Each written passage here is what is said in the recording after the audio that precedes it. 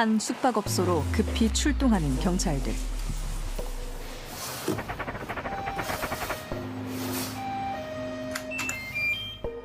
경찰관인데 보이스피싱 피해 의심된다고 해서 아니에요. 아, 맞아요. 아니, 경찰관 사칭하는 사람하고 얘기해. 아니에요.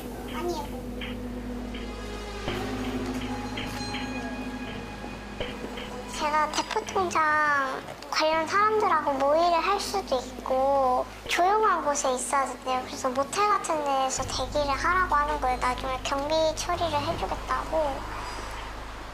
어딘가에 조용한 곳으로 가라. 그 조용한 곳이 결국은 모텔방, 호텔방 이런 데에 너가 범죄자가 된다. 이런 것을 지속적으로 개연성 있게 설명을 합니다. 그래서 그 인상착의도 매일마다 보고를 했었고, 그리고 매일마다 반성문을 작성했었어요.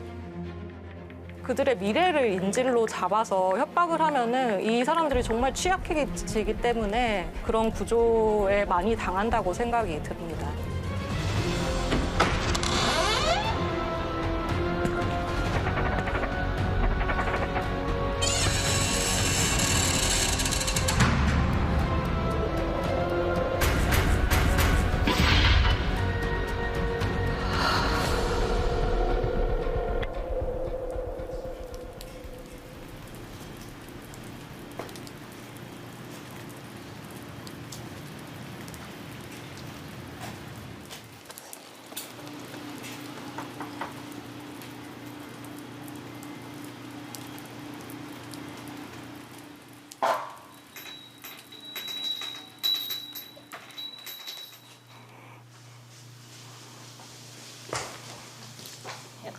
안녕하세요.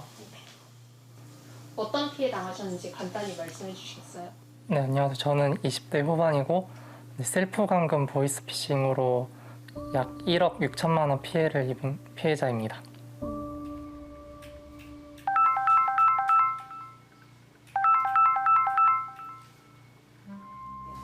네, 이제 서울중앙지검 사무관이라고 하면서 제 명의로 불법 계좌가 연루되었다 해서 이제 형사사법 포털 IP 하나를 알려주셨는데 그 IP를 검색하고 이제 제 성함 주민등록번호를 조회해 보니까 구속영장이 하나 발급이 되어 있더라고요.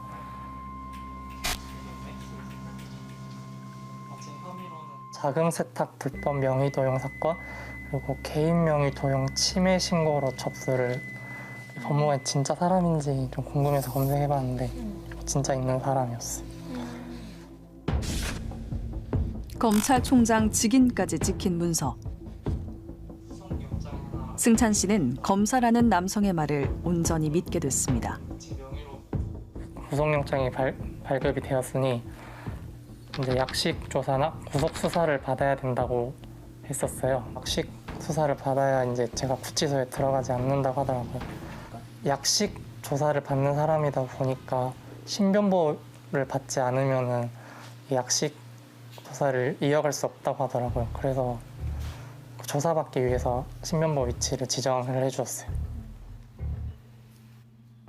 신변보호 위치라고요? 네, 맞아요. 신변보호 위치라고 하면서 이제 집 근처에 숙박을 하나 잡아주셨어요.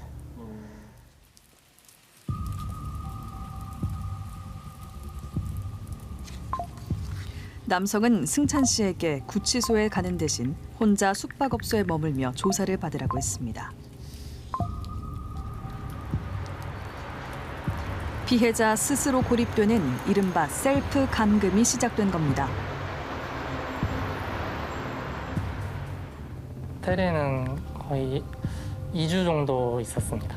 4월 8일부터 4월 21일까지가 이제 호텔에 감금되었고 보이스피싱 일당은 피해자를 방 안에 가둬두기 위해 온갖 방법을 동원했습니다.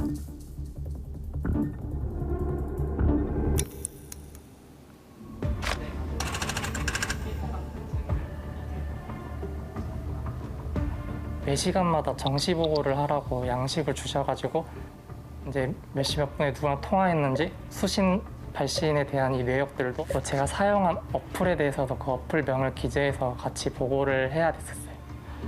그리고 이제 뭐 화장실이나 뭐 TV 시청이나 뭐 카톡이나 아예 다 못하겠었어요. 무엇이 승찬 씨를 올가맨 걸까? 근데 사실 몰래 해도 되긴 하잖아요. 검찰 측에서 어떤 앱을 설치하고 이제 지시대로 했더니 뭐 악성 앱이 그 이후로 한 3개 정도 깔렸던 걸로 기억이 나요. 제가 누구랑 통화를 했는지, 문자를 누구한테 보냈는지에 대한, 그리고 제 실시간 위치도 알 수도 있고, 제가 휴대폰을 만지면서 뭘 하고 있는지도 볼 수도 있고, 이 사람들이 제 휴대폰 감시하면서 막 너 지금 뭐 하고 있냐라고.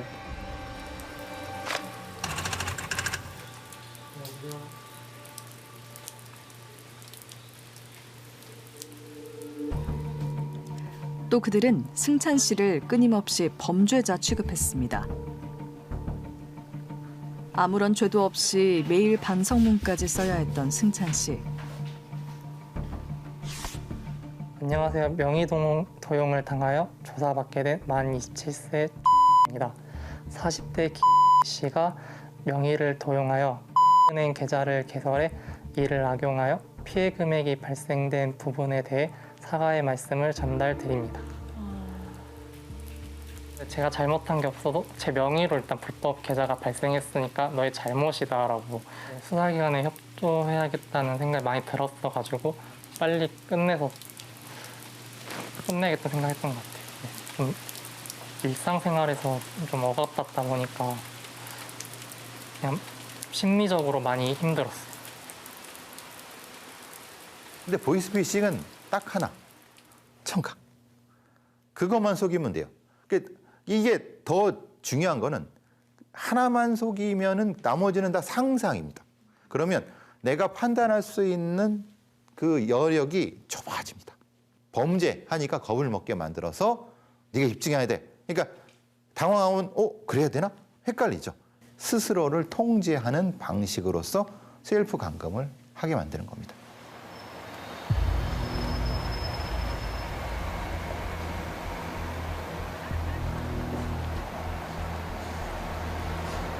홀로 고립돼 수사받고 있다는 압박감에 지쳐가는 피해자들. 이때부터 이들은 본격적으로 돈을 빼낼 궁리를 합니다. 열흘 동안 숙박업소 4곳을 옮겨 다니며 셀프 감금 피싱을 당했다는 지영 씨.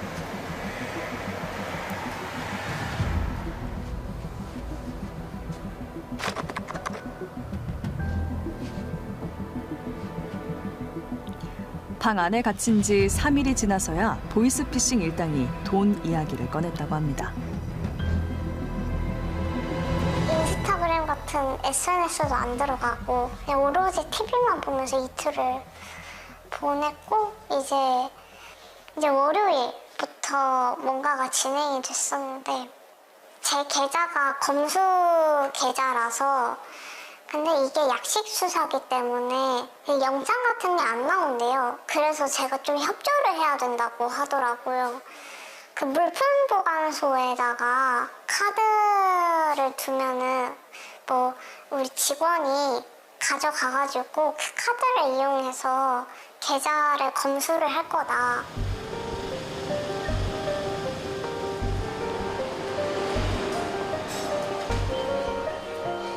지하철 물품보관소에 카드를 두고 가라는 이상한 지시. 하지만 피해자가 조금이라도 망설이면 마치 수사 협조를 거부하는 범죄자처럼 몰아갔습니다. 아니 나는 아무 잘못이 없는데 왜 나한테 이러지 하면서 저는 그냥 빨리 협조를 해가지고 저의 무죄를 밝혀내고 싶은 심정인 거예요. 카드 사진 한 장, 그리고 물품보관소 번호 한 장, 그리고 거기가 어딘지 좀 보이게 전체적으로 한 장, 이렇게 3장 찍어서 보냈죠. 그럼 그 비밀번호도 알려주신 거예요? 네. 비밀번호는 근데 좀 알려주기 좀 껄끄럽지 않았어요? 이거 빨리 협조를 해서 해결을 해야 되겠다. 그런 마음뿐이었죠. 그래, 내가 구치소 안 간 게 어디냐라는 생각에 그냥 알려주게 됐어요. 보이스피싱 일당은 통장에 든 돈만 가져간 게 아니었습니다. 신용도를 조사해야 한다며 피해자에게 비대면 신용대출까지 받게 한 사기범들. 사회초년생 지영 씨도 그 말에 속아 3천만 원의 빚을 지게 됐습니다. 엊그제도 이자 냈거든요. 매달 이자만 해도 한 60만 원 될 텐데 그게 너무 막막하더라고요. 아이고, 진짜 어떻게 해야 되지? 사회초년생들 같은 경우에는 아무래도 취업을 준비하거나 아니면 뭔가 일을 하더라도 또 다른 일을 찾는다던가 이렇게 본인에게 남은 희망이나 뭐 이런 미래가 많다 보니까 범죄자가 될 수도 있다는 그 협박이 엄청 두려움으로 다가오는 거예요. 올해 들어 8월까지 기관 사칭형 보이스피싱 피해자는 9천여 명. 이 중 절반 이상은 20, 30대 청년들이었습니다.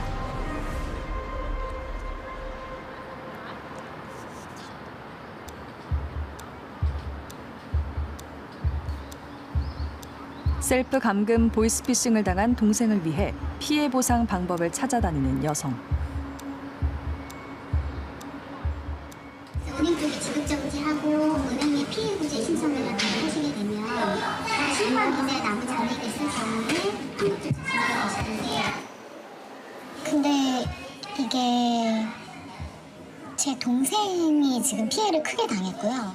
계좌를 통해서 해외 거래소로 그 코인으로 거래해서 이미 빼돌리는 상태이기 때문에 그 중간 계좌로 사용한 사람들 돈도 다 빼갔고.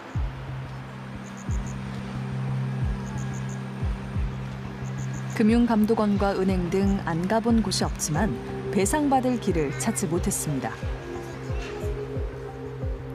은행권이 보이스피싱 피해자 보호를 위해 자율 배상 제도를 운영하고 있긴 하지만 피해자가 속아서 직접 송금한 경우는 배상 대상에서 빠져있기 때문입니다. 실명인증, 신분증도 확인했고, 뭐도 했고, 이렇다는 걸로만 빠져요. 그러니까 법적으로 자기네들은 절차를 다 지켰으니까 우린 잘못이 없다. 근데 이 피해자 방에 있는 대부분의 사람들이 다 보이스피싱은 자기가 당해서 자기 손으로 하는 건데. 지난해 은행권 자율배상제 도입 이후 5대 은행에 접수된 배상 신청 금액은 180억 원에 달하는데 배상금은 1억 9천만 원에 불과합니다.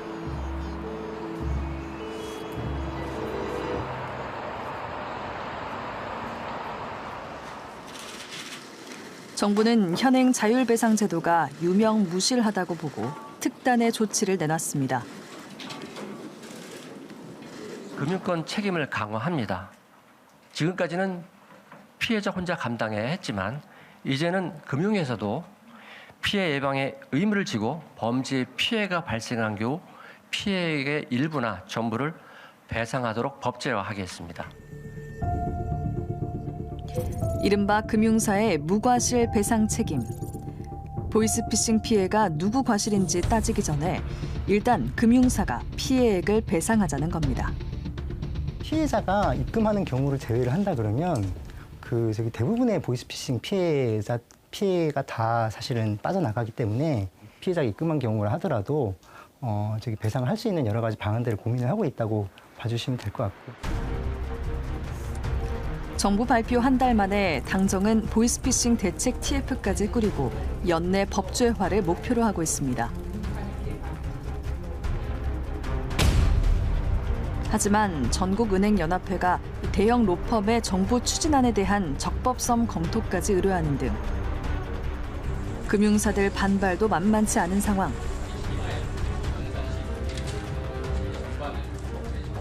결국은 이 돈이 범죄자로 돈이 가는 거잖아요. 그쵸. 은행으로부터 결국은 범죄 조직으로 돈이 가는 건데 그건 사실은 돈의 흐름이 사실 맞지는 않겠죠. 어떤 조치를 얼만큼 취했는지 네. 뭐 이런 범위에 따라서 책임 범위를 조금 다르게 해야 되지 않나.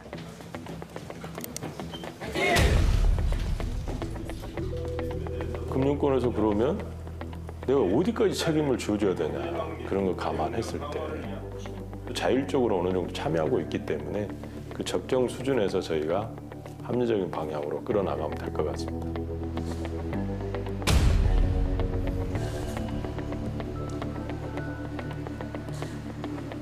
예를 들어서 모르는 사람한테 내가 돈을 보내놓고 이게 보이스피싱이다. 물론 나중에 사기 혐의가 드러날 수도 있겠지만 그렇게 해버리고 예를 들어서 우리나라를 떠나요. 그러면은 그거는 은행이 갚아야 되는 거잖아요.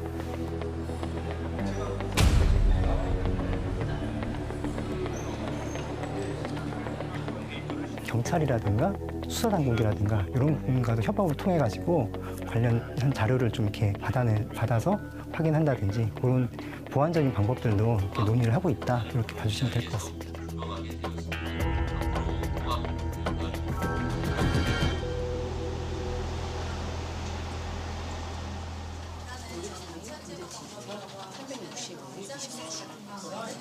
안녕하세요. 경찰청 보이스피싱 통화신고 대응센터입니다. 지난달 확대 개편해 상담 인력을 2배로 늘리고 연중 무휴 24시간 운영하고 있습니다. 이제 응대율도 올라오고, 네네, 365일 24시간으로 전환도 했고.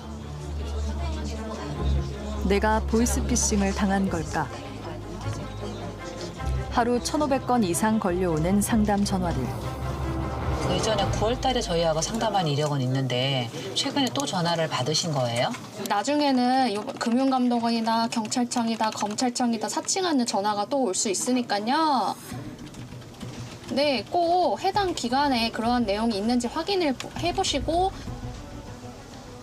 신고 대응 센터에서 근무를 하다 보면은 정말 다양한 유형의 질문들이 들어오고 수사기관 입장에서도 정말 기발하다 이런 수법이면은 일반 사람들은 정말 쉽게 속을 수 있겠구나 이런 유형들이 정말 많습니다. 피해자를 위한 대책이 마련되는 순간에도 또다시 발생하는 보이스피싱. 그리고 구제받지 못해 괴로워하는 피해자들. 닫기 위해서 좀 아르바이트도 막 2-3개씩 병행하면서 하고 있었어요.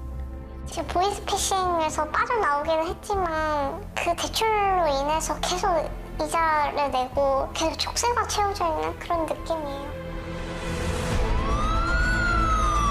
끝나지 않은 싸움. 보이스피싱과의 전쟁은 지금도 계속되고 있습니다.